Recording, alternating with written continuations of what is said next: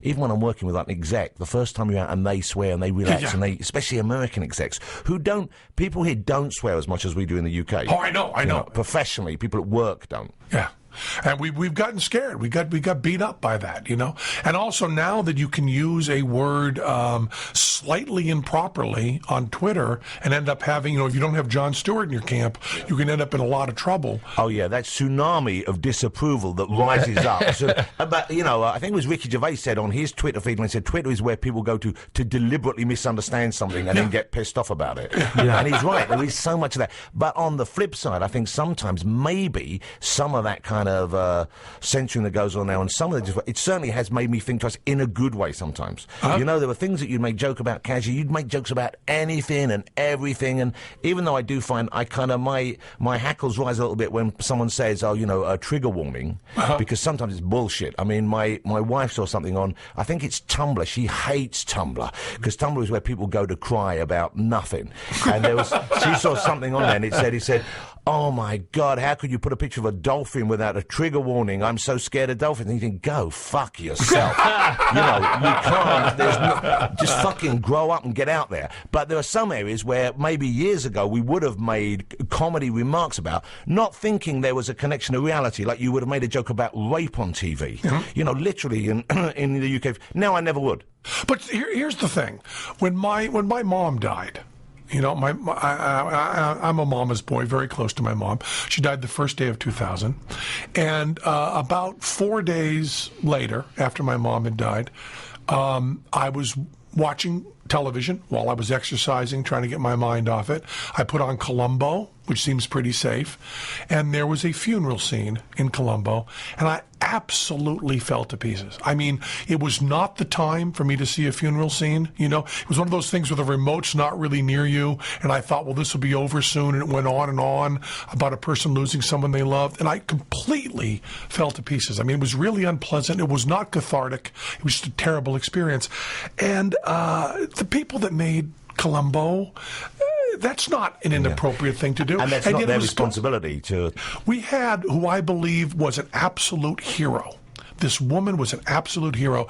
We closed our Broadway show last time with the water tank, where Teller's put in a tank, trying to find a card, select a card we did on the show that you produced for us over in England, and then he drowns.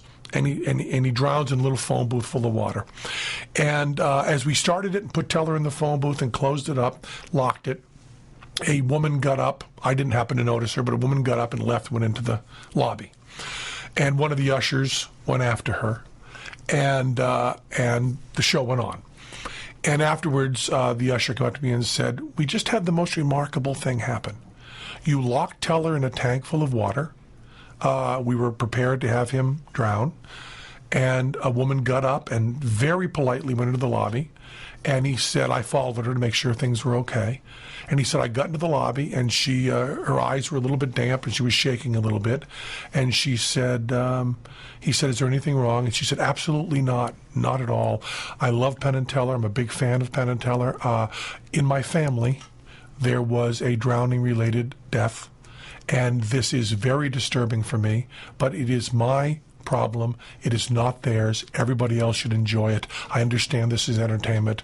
I'll just be fine sitting here. Let me know when it's over, and I'll go back in and enjoy it. And please do not report this as a complaint to anybody. It's not a complaint. That, to me, is a hero. I think, though, that's the majority of sensible, sophisticated, stable, mature human beings. But unfortunately now, and this is the downside of this social network revolution, it's like we're taking part in some crazy social experiment, but no one knows why the fuck we're doing it. Why are we letting everyone talk to each other and everyone gather a little mob just because they're fucked off about something? So 100 people seem to have a bigger voice than they do. And as we know, and I've had experience of this, sometimes people will set up false accounts to go for you, and it will seem like a bigger outrage than actually was committed. But so that's the downside. But I was in, and you'd want people to behave that way, but I went to see Jerry Seinfeld. He came over, and I don't know Jerry Seinfeld at all. I had him on my show once, and he was, of course, a spectacular guest to have on a talk show, funny and smart and sharp as you could possibly hope for. And I went to see him live at the Palladium, not the same time, and it was a great stand-up show. And, he's an inoffensive comic. Occasionally he says stuff which is kind of smart, and you have to follow it, but he's not someone who uses shock shock value or uses language to provoke in a way which isn't completely justifiable. And he mentioned something that was going on in the UK at that time. It was, I can't quite remember, I'm afraid, but it was something to do with terrorism or something going on there. The joke was not making light of that situation. He was not in any way kind of like using it in a casual or a lazy way. And this American woman, what the fuck she was doing in my country going to see Seinfeld? She can go and see him anytime she likes over here. Those seats should have only been for us, right? She said, shame, Jerry, shame, shame at the end of the joke. And he stopped the show and he turned around and said, you gotta listen to the words. Try and listen to the whole sentence, and then you'll understand what I'm saying. And just carried on with the show. Oh, great. Because he didn't belittle her, he didn't say anything mean to her. He kind of pointed out she was a prick, okay? But at the same time, he just carried on. And we all, and everyone, because we were there, we knew what he was saying, and it was funny. Yeah. But she was kind of almost wanted to take offense. Now, we should point out to the people who